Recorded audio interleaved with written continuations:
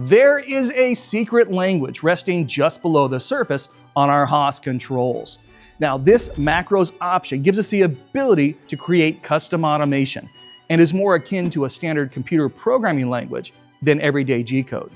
We are going to uncover a good portion of macro programming right now using if statements as our launching points. Now, if statements make use of expressions and special operators, program branching, and user-generated alarms to add intelligence and flexibility to our processes. We'll explore all of these, giving real examples of where these if statements can be of real use in this Haas tip of the day. This is our if statement. They are glorious, allowing our programs to choose their own paths based on certain conditions. There are three parts to our if statement. If lets the control know that this line of code is special. The entire line is our if statement. Look, everything within these square brackets is our expression, usually containing some condition to be judged. And our action is any G-code that we would like the control to execute if the expression evaluates as true. Our expressions, when used as a condition in these if statements, can have only one of two possible results, similar to how a light switch only has two positions, either on or off, true or false. This true-false binary nature of our expressions is key to understanding our if statements. Again, where 0 is false and true is 1. Well, 0 is false and true is any non-zero value, really. Our if statements work like lie detectors, judging truth or lie, and then only taking action if our expressions evaluate as true. Scotland's national animal is the unicorn.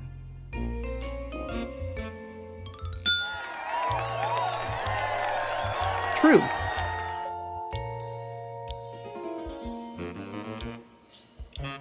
Elephants are the only animals that cannot jump.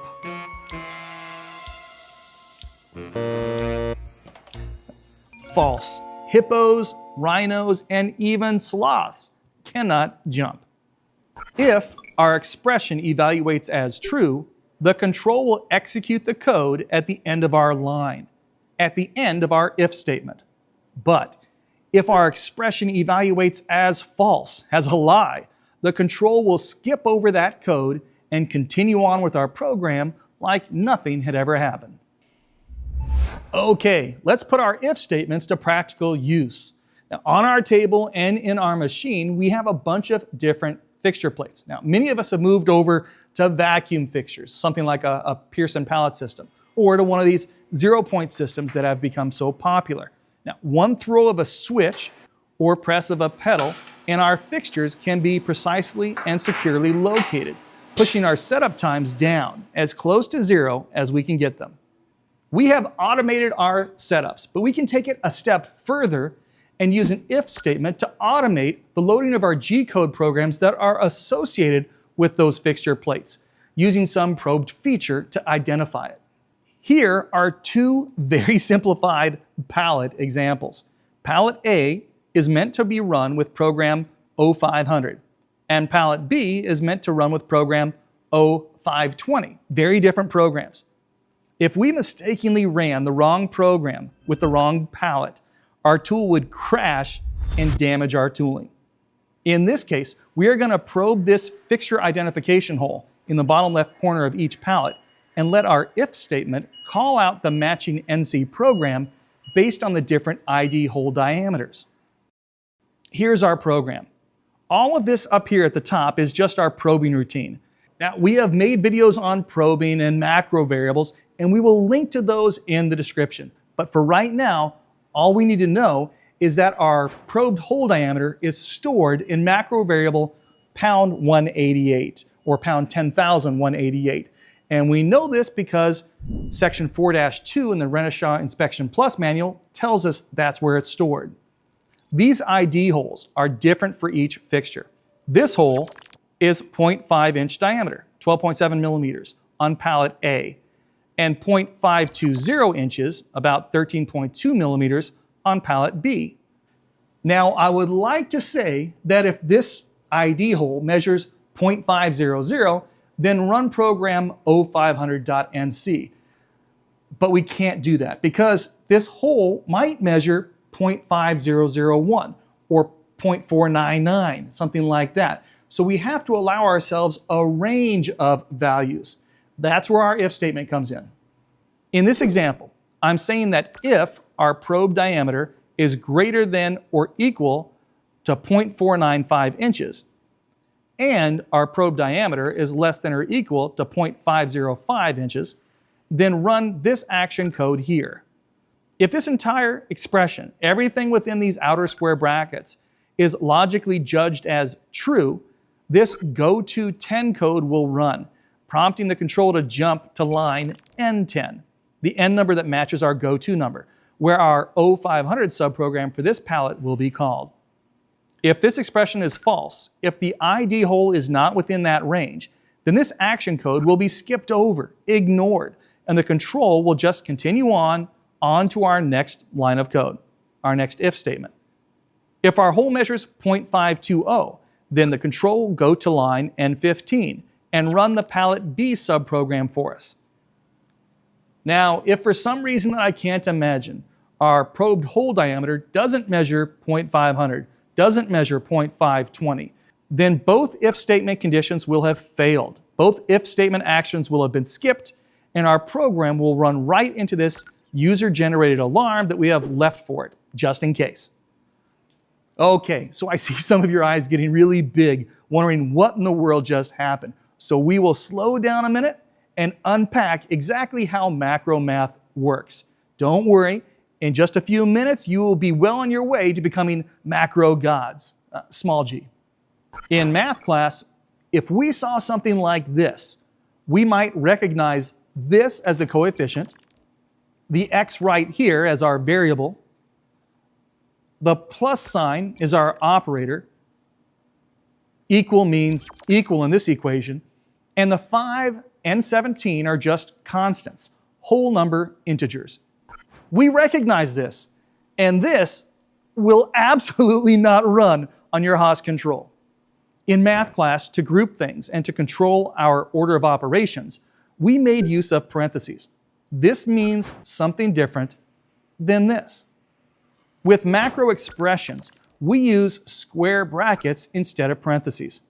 And instead of using letters for variables, we use macro variable numbers. We don't use coefficients as such when writing macros. If we want to multiply a constant times a variable, we write it out. 3 times pound 100 in this case. If we wrote 3 pound 100, we would get alarms. It's all about the syntax. When in doubt, be specific with our operators and use brackets to isolate each group in the expression. And for those new to macros, the equal sign will take on an unexpected meaning. On the Haas control, the equal sign is used to assign values to our variables, like pound 100 equals 4. This stores the value 4 in our global macro variable pound 100, 10,100 on our next gen control. Now, this is an assignment operator. Now, this equal sign down here is not being used to assign a value to a variable. It's being used as a comparison operator, setting up an equation, and needs to be changed from this to this, the actual letters EQ. This is how macro math should look. And if we use this in an equation, it would be true for a value of 4, and it would be false for a value of 5. We'll let you check the math on your own. Operators, the power behind our macro expressions. Let's start a list. Our equal sign is an assignment operator. We just talked about this one. We are going to make use of all the same arithmetic operators that we know from math class in school. arithmetic. I've heard it pronounced both ways, and you can correct me in the comments. Plus, minus, multiply, divide, and mod. Now, we know these operators, but mod might be new to many of us. Mod or modulo is just the remainder in a division problem. It is useful when trying to run some code every so many cycles. Now, this example turns on our chip conveyor every fourth part because the remainder, the mod, in this expression, parts ran divided by 4, is only 0 every fourth time we press the green cycle start button.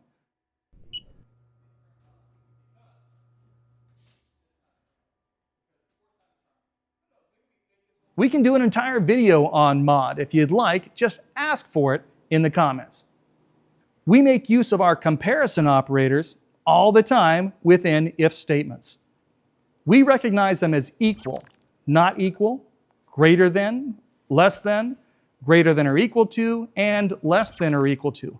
These Boolean operators compare one thing to another, and the expressions always evaluate to either 1, true, or 0, false.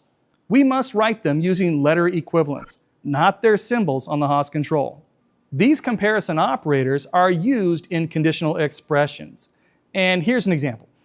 If this tool assembly were not the correct length, if it was too short, the entire tool or holder could crash into our part.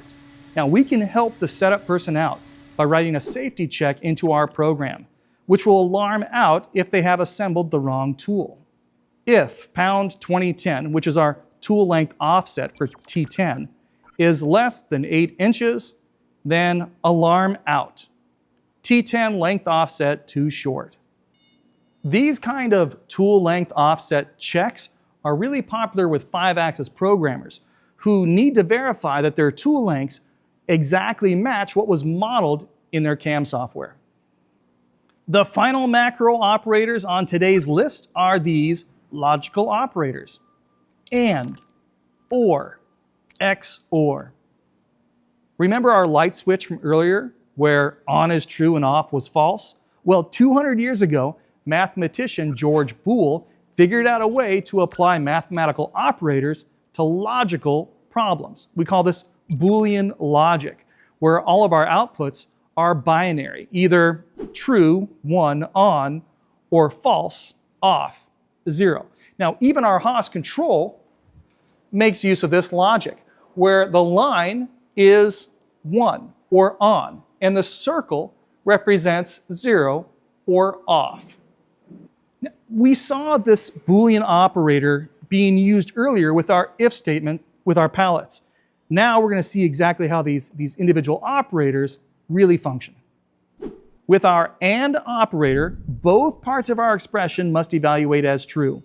If either of our expressions evaluate as false, 0, then the entire statement is false. Now, going back to our if statements, we can compare them to our switches like this. With OR operators, only one of our switches must be true for the entire statement to evaluate as true. And with our XOR operator, either switch must be true, but not both in order to get a true output. XOR, X as in exclusive, exclusive OR. If statements are like forks in the road. They let us go one way or the other based on the results of our if statement lie detector test. We used the size of our probed hole earlier to determine which plate we had in our vise. But we can use any unique feature to identify a part or tooling. On these 0-point system fixtures, we have milled this left edge to a different width on each fixture. We can probe this edge in the X and use that value to recognize which fixture is in the machine using our if statements.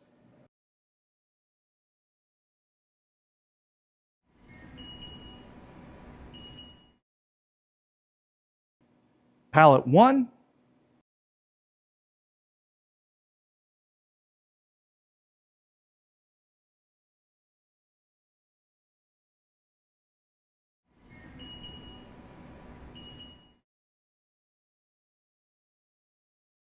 palette 2. We can get as creative as we would like with probing fixtures. In this case, we've set up an 8-bit comb fixture probing operation here, where we've got 8 points being probed in a binary system with ones and zeros. We can string these together to create 256 possible outcomes, routing to any program that we'd like. I saw this at IMTS, or a version of it, being used by Chris Zapatini. We can use if statements with comparison operators to check parameters, settings, inputs, nearly anything to help guide our programs in order to run as intended. Right now, we're checking coolant level. Endless possibilities. Our simple if statements, along with assignment, arithmetic, comparison, and logical operators, are more powerful than we can imagine. An electrical engineer could build an entire computer using just these logic gates. But we use them to automate, to control relays, to guide the paths of our program, or to alarm out for safety when needed. Now, we want you to succeed, so remember this: if you can't automate everything, automate something. Now, let us know in the comments what you'd like to see next and how you are using macros in your programs. Share your knowledge, help the community. Thanks for letting us be a part of your success and for watching this Haas Tip of the Day.